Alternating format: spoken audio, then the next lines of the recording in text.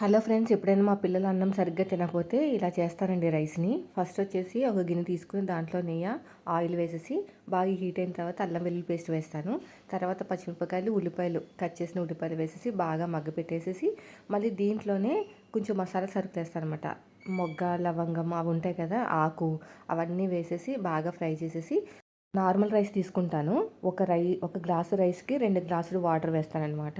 So వేసిన తర్వాత బాగా మరిగిపోయిన తర్వాత ఒక హాఫ్ అన్ అవర్ ముందే నానబెట్టుకుంటాను నార్మల్ రైస్ని. దీంట్లో వేసేస్తాను. ఇది బాగా మగ్గిపోయిన తర్వాత సిమ్లో పెట్టి తర్వాత మీడియంలో పెట్టి దమ్ చేస్తానండి.